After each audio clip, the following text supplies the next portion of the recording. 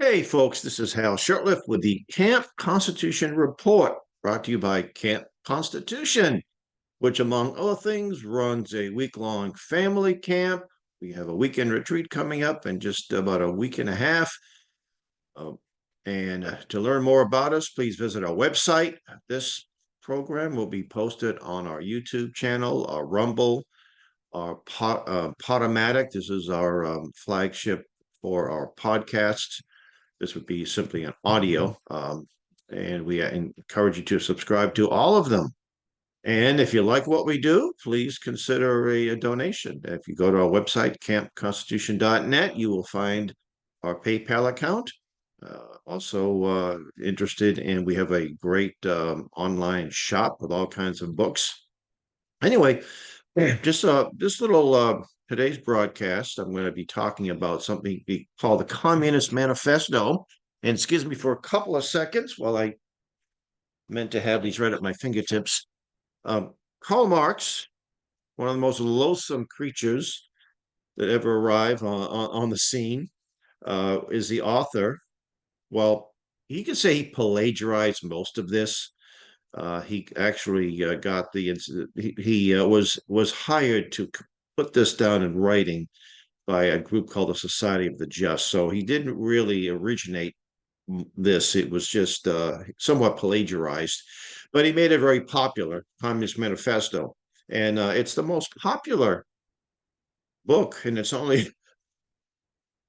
not that many pages. It's like 50 or 60 pages, not even that. It's the most well-read book in today's universities, not to criticize it, but because they embrace it.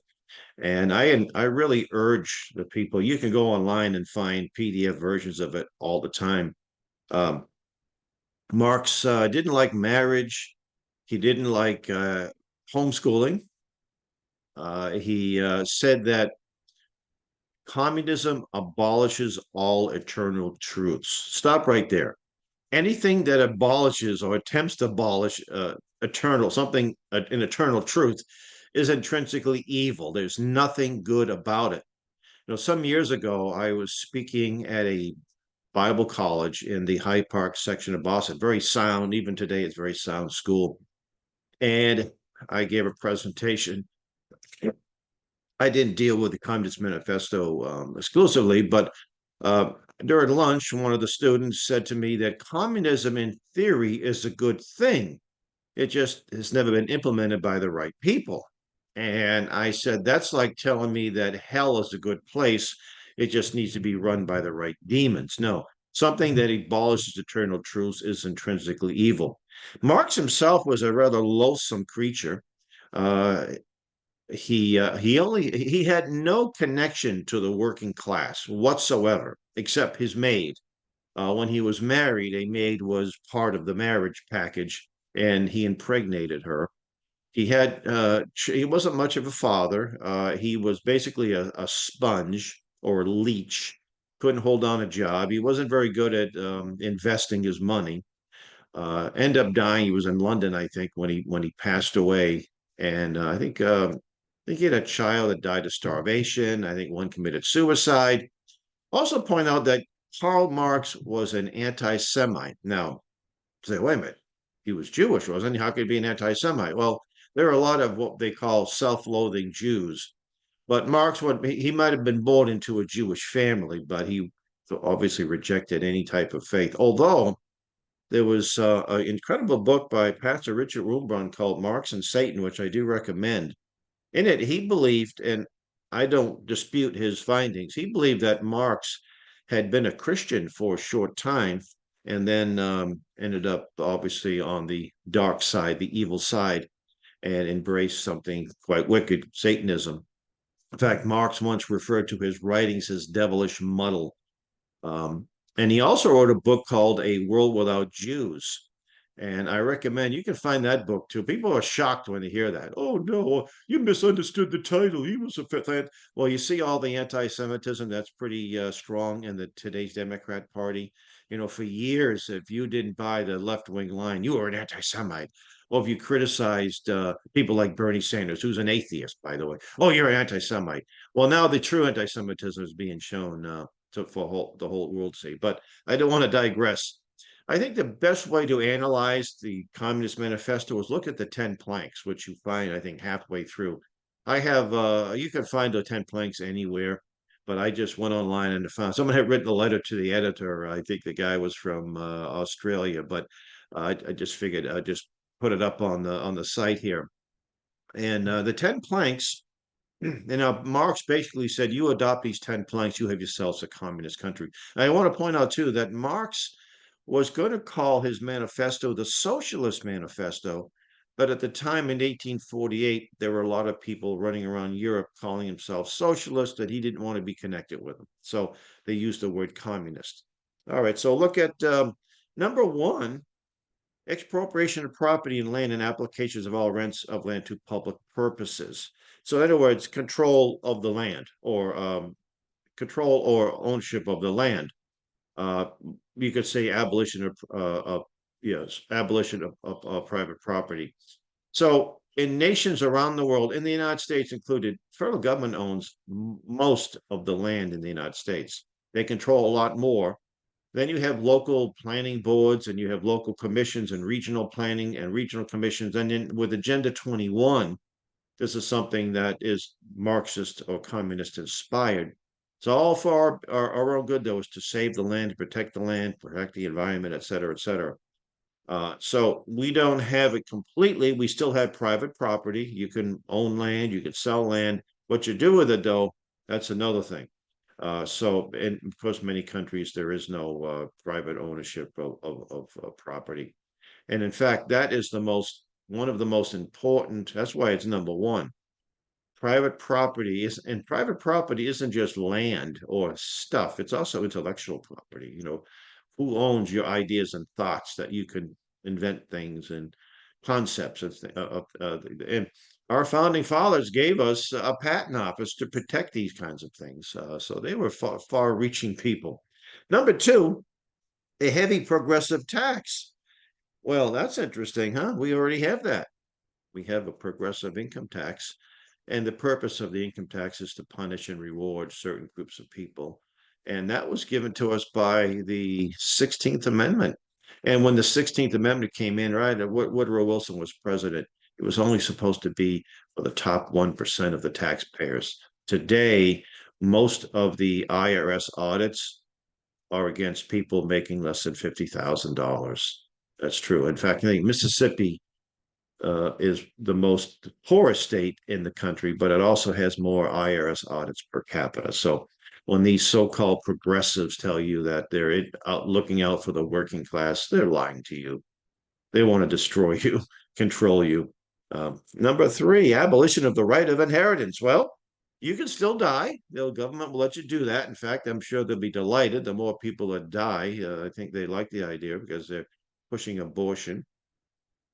But when you do die, who gets your stuff? Well, you used to be able to just, hey, I'm going to give all my stuff to my wife, to my children, to my neighbor, to my church, synagogue, or what have you.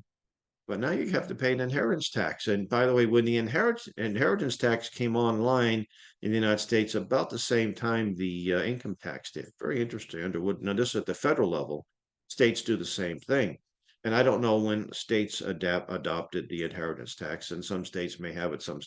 Offhand, I don't know, but I know there's an inheritance tax. So that led both the income tax and the inheritance tax led to the creation of foundations, and the foundations tax-free.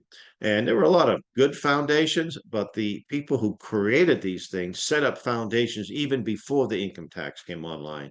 And these foundations, these left-wing foundations, fund all of the evil entities all around the United States: the Ford Foundation, Carnegie Foundation, Mellon Foundation, the MacArthur Foundation, and many others are doing such horrible things, funding the most wicked organizations. So, how about confiscation of all property of all immigrants and rebels? So, who's a rebel, right? And so that's happening to a lesser extent today. You might have some objections to what's happening at the federal or state level. You may not want to pay your taxes. Next thing you know, you have people coming to your home with guns. taking your property, throwing you out. So it's not widespread right now, but it's something that could no, look at the people who were arrested in January 6th. There were some people engaged in violence. They should be arrested, prosecuted to the full extent of the law. A lot of people just showed up, took some selfies, and left. And they are losing their homes. Some of them are still in jail. So you lose your home, you can't pay your rent because of the policies, or your mortgage because of the policies. You were arrested unjustifiably, detained. So it goes up for sale, and sometimes big banks buy your property and rent it out. All right, how about centralization of credit in the hands of the state by means of a national bank with state capital as an exclusive monopoly? Again, not fully fledged today, but the banks are totally controlled by the federal government and state governments. So we have that too. Now, in some countries, obviously, communist China, uh, and the exclusive monopoly. I thought the left was against monopolies. No, they're not. They love monopolies. So number five, again, centralization of credit in the hands of the state. Now, of course, they're pushing this thing called digital currency, which would give the government, which would really make that come online fully. Centralization of transport in the hands of the state. The von Mises Foundation says there are so many, I think there's 5 things that have to be present for a country to be a free country. And one of them is that the means of transportation are in the hands of the private sector. Now, lots of people have cars, people have boats, people have airplanes, not many, but some, um, and trailers and RVs and all this kind of stuff. So we can get around, but when it comes to trucks, for example, the 18-wheelers, they're privately owned but highly controlled at the federal level. I mean, you talk to any truck drivers and see how much regulations, especially if it's a independent trucker. I mean, they just have all kinds of regulations uh, just to stay in business, federal regulations, licensing, and all these other requirements. So but if you look at transportation in cities, all owned by the government, whether it be the subway system. Now you might say, well, you don't expect the subway system to be privately run, do you? Well, I know that in Boston, Greater Boston, back 100+ years ago, a lot of them were the train, the railroads were privately owned, highly regulated, but privately owned. Today, you do have some private railroads, but you have Amtrak, which is a total federal control of the passenger trains.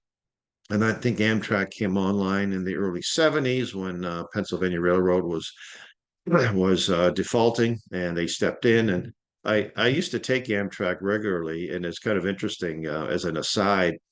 I was buying an Amtrak ticket. This may have been 10 years ago, 8 years ago. And as soon as I paid for the ticket, out popped this window, how to offset my carbon footprint by donating to left-wing groups. So I wrote a letter to the head of Amtrak at the time, and I says, why don't you have one to offset my socialist footprint?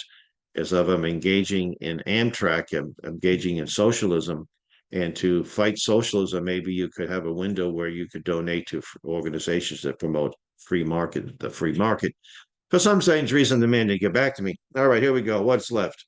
Well, I'm not going to go through all of them, but I'm just going to hit. How about the 10th one? Free education of all children in public schools, abolition of children's factory labor in its present form, combination of education with industrial production, et cetera, et cetera. Well, um, Karl Marx, you think, well, gee, at least there was one good thing about this. Well, not really, because free education means that someone has to pay for it, and it also means complete federal control. So this was written in 1848. There were many people still at that time advocating for compulsory education laws.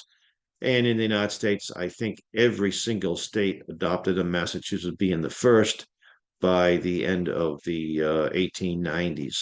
So these are the 10 planks. I didn't review every one of them, but most of them, and I would say that most of them are either completely or partially installed in the United States today. And it's very important that we learn this, teach this to our children, our friends and neighbors. And at our camp, we generally cover this every year. We didn't do it this year, but last year I gave a class on it and kind of went into a little more detail. So when people say, when Donald Trump said the United States will never go socialism, and unfortunately it already is. And some of these things are so ingrained in our culture, like income tax. Oh, you couldn't get rid of that. Well, how would the government run? Yeah, exactly. Right. Anyway, thank you for listening and watching. You've been listening and or watching the Camp Constitution Report with your host, Hal Shurtleff. And until next time, may God richly bless you.